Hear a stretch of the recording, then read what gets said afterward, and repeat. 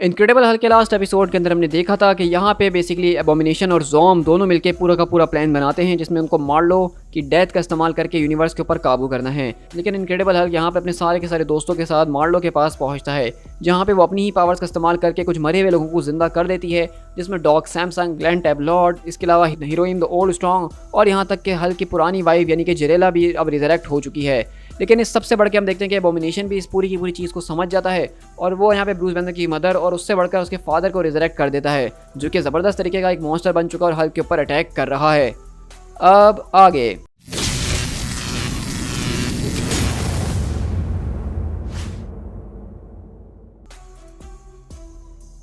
कहानी की शुरुआत हमारे पास केओस किंग के साथ होती है, जो कि इस पूरी की पूरी अर्थ को डिस्ट्रॉय कर रहे हैं और ये फाइनल असल्ट चल रही है अर्थ के ऊपर, जहाँ पे हरकुलिस कहता है ओके 10,000 के सामने हम 6 खड़े हैं। तो वहीं से मैडियस जो बोलता है कि हमें इस वक्त हल्स की ज़रूरत है, अपनी ऑल फादर पावर का इस्तेमाल करो और हल्स को यहाँ पे बुलाओ, हम उनका इस्तेमाल कर सकते हैं। लेकिन वहीं से हेलस्टॉर्म बोलता है ज़रा 1 मिनट, हल्स यहाँ पे करीबी एक ज़बरदस्त तरीके की अपनी ही एक लड़ाई लड़ रही हैं। वो यहाँ पे एक प्रिटी लिटिल मॉडल को जो है प्रोटेक्ट कर रहे हैं जिसका नाम मार्लो चैंडलर है, और देख के ऐसा लग रहा है कि एक वक्त में एंटिटी डेथ ने जो है उसको पोजेस किया था, जिसका छोटा सा फ्रेगमेंट उसके सोल के अंदर मौजूद है। डेथ इस पूरे के पूरे रियम से भाग चुकी है, जो कि अभी तक हमारे लिए अच्छी बात है, जिस वजह से ये सारे के सारे लोग मरे नहीं। लेकिन अगर किसी तरीके से एबोमिनेशन और ज़ॉम ने मिलकर डेथ को बाहर निकाल दिया तो उसका मतलब ये है कि ये जितने लोग बेहोश हैं ये सब मर जाएंगे। तो वो वहाँ पे जो कर रहे हैं वो भी बहुत ही ज़्यादा ज़रूरी है।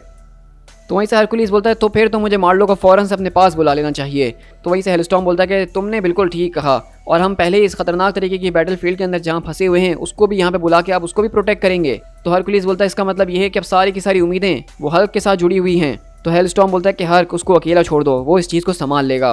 तो हरकुलिस बोलता है कि मैं उसके दिमाग को पढ़ने की कोशिश कर रहा हूँ, उसके अंदर झांकने की कोशिश कर रहा हूँ, मैं जानना चाहता हूँ क्या वो सबको रोक पाएगा, क्या वो उसके लिए तैयार है। तो हेलस्टॉर्म बोलता है कि हरकुलिस यहाँ हम हल्क की बात कर रहे हैं, अगर कोई शख्स है जो कि इस चीज़ को हैंडल कर सकता है तो वो वही है। तो हरकुलिस बोलता है कि नहीं, मैं यहाँ हल्क के बारे में परवाह नहीं कर रहा हूँ, बल्कि उस छोटे बच्चे के बारे में कर रहा हूँ जो कि उसके अंदर मौजूद है। क्योंकि इसी तरह हम यहाँ से काफ़ी साल पहले एक पुराने फ्लैशबैक के अंदर शिफ्ट होते हैं ओहायो के अंदर, जहाँ पे ब्रूस बैनर छोटा था, और ये दिखाने का मकसद यही है कि किस तरीके से उसके फादर वो एक बहुत ही बदतमीज़ और बहुत ज़्यादा गुस्से वाला इंसान था। और ब्रूस बैनर जो हल्क बना है उसके पीछे एक बहुत बड़ा रीज़न उसके बचपन भी है, क्योंकि उसके फादर ने हमेशा उसके साथ बदतमीज़ी, बुराई, मारपीट यही सब चीज़ें करी हैं, और इसका ही पूरी की पूरी जो गुस्सा था वो हल्क के अंदर बदला है। और हम देखते हैं कि बचपन में भी ऐसी हो रहा होता है कि उसकी माँ के ऊपर अटैक कर रहे होते हैं, और बैनर यही बोल रहा था कि उसको अकेला छोड़ दें। और बचपन से ही हल्क जो है वो बेसिकली अपने फादर को एक तरह के मॉन्स्टर के अंदर देख रहा था, और अब जब दोबारा उसका फादर यहाँ पे रिजरेक्ट होकर आ चुका है तो उसको एक पूरे से बड़े से मॉन्स्टर के अंदर बदल दिया है एबोमिनेशन ने, और हल्क उसके ऊपर अटैक करने के लिए कूदता है, और हल्क उसकी तरफ कूदता और चिल्लाता है कि नहीं। तो वहीं से ब्रायन बोलता है तुम्हारे दोनों के दोनों पेरेंट जहन्नुम से निकल के बाहर आ चुके हैं और तुम उनके सामने क्या कह रहे हो कि नहीं। और अगले पल हल्क यहाँ अपनी माँ को पकड़कर कहता है कि उसको यहाँ से जाने दो। लेकिन अगले पल वहाँ पे ब्रायन जो कि बहुत ही ज़्यादा बड़ा नज़र आ रहा है वो हल्क को ज़मीन के अंदर कुचलता और कहता है कि तुम कभी भी मुझे डिसअपॉइंट करना छोड़ोगे नहीं ना। और वहीं से ब्रूस बोलता है कि माँ क्या आप ठीक हैं। तो वो कहती है कि मैं बिल्कुल ठीक हूँ ब्रूस, तुम्हें यहाँ से जाना होगा। तो वहीं से रेड शी हल्क चिल्लाती है कि वेक अप यू मॉरॉन, तुम्हारी माँ मर चुकी है, ये सिर्फ एक गोस्ट है, तुम उसको नहीं बचा सकते हो, हम यहाँ पे मार्लो को बचाने के लिए आए हैं, क्या तुम ये भूल गए हो। तो वहीं से वो पूछती है कि आखिरकार ये कौन है। तो हल्क बोलता है कि वो मेरी वाइफ है। तो वो कहती है कि ये तो मुझे ज़रा भी पसंद नहीं आई है। तो हल्क कहता है कि आप चाहें तो क्लब को ज्वाइन कर सकती हैं। लेकिन इसी तरह हम देखते हैं कि हल्क यहाँ से आगे बढ़ता और एक बड़ी सी गाड़ी उठा के सीधा ब्रायन के ऊपर फेंकता है और कहता है कि अब और झूठ नहीं, आपके पास कभी ये सारी की सारी शक्तियाँ मौजूद ही नहीं थी, वो सिर्फ एक छोटा बच्चा था जो कि आपको हमेशा इसी तरीके से देखा करता था। तो वहीं से ब्रायन उसके ख़तरनाक तरीके से मुंह पे अटैक करता और कहता है कि वो छोटा बच्चा जिससे तुम्हारा मतलब तुम ही हो ना, एक छोटा सा लिटिल मॉन्स्टर जो कि जिस किसी भी चीज़ को छूता था उसको करप्ट कर दिया करता था। और ये देख के स्कार चिल्लाता है कि फादर, लेकिन हीरोइन बोलता है कि नहीं स्कार, तुम्हें मेरे साथ मिलकर यहाँ ज़ॉम को रोकना होगा। लेकिन स्कार यहाँ से सीधा जो है वो बेसिकली ब्रायन के ऊपर जाके छलांग मारता है और कहता है अच्छा तो तुम्हारा बच्चा भी हो चुका है। और वहीं से ज़ॉम बोलता है कि वो बच्चा तुम्हें छोड़ के जा चुका है, पहले की तरह इस बार भी तुम अकेले ही मरोगे। तो हीरोइन बोलता है कि नहीं ज़ॉम, तुम घायल हो चुके हो और तुम कंट्रोल खो रहे हो। As a shadow priest of साका मैं तुम्हें कमांड करता हूँ, इस मोर्टल जिसको तुमने काबू में किया हुआ है, जिसको चुराया हुआ है, उसको तुम्हें छोड़ना ही होगा। Release doctor strange. और इसी तरह हम देखें हल्क को तो वो यहाँ पे अपने फादर से मुकाबला करने में लगा हुआ है, लेकिन ब्रायन यहाँ पे बहुत ही ज़्यादा मजबूत और स्ट्रॉन्ग नज़र आ रहा है, जहाँ पे वो अपने मुंह से ख़तरनाक तरीके की गामा एनर्जी को रिलीज़ करता है, और वो इतनी ज़्यादा ख़तरनाक होती है कि हल्क उसके अंदर पूरा का पूरा जल के राख हो रहा होता है।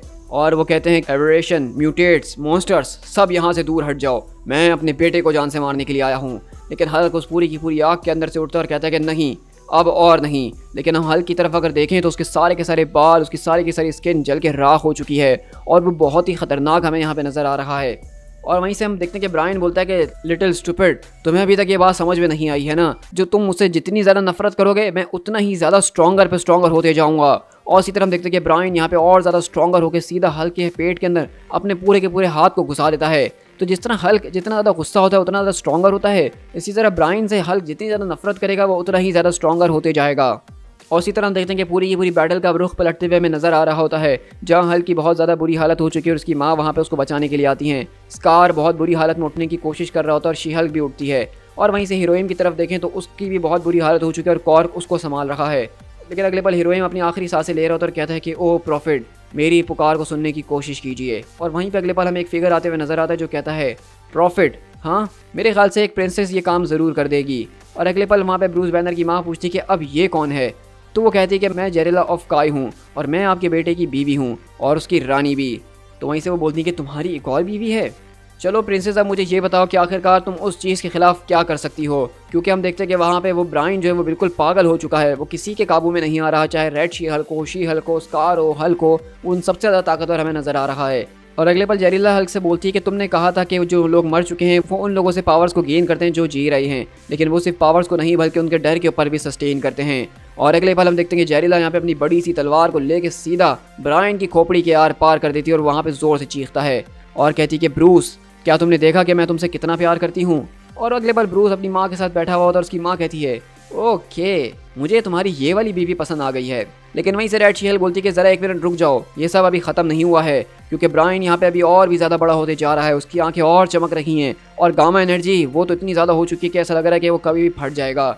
लेकिन वहीं से सारे के सारे हल्क्स खड़े होते हैं एक दूसरे को संभालते हुए और जेरेला कहती है नाउ हीरोज़, अगर तुम लोगों ने हल्क को कभी भी अपना दोस्त माना है तो वक्त आ चुका है उसके साथ खड़े होने का। और अगले पल सैमसंग बोलता है कि हम तुम्हारे साथ हैं ब्रूस, अब उसको दिखा दो कि तुम उससे कितना डरते हो। और हल्क अगले पल उसके सामने उठता है और उसके ऊपर एक फूंक मारता है। इस पूरे के पूरे गेस्चर का मतलब ये है कि हल्क अब अपने फादर से नहीं डर रहा है, उसका डर खत्म हो चुका है क्योंकि उसके दोस्त, उसकी फैमिली उसके साथ खड़ी हुई है।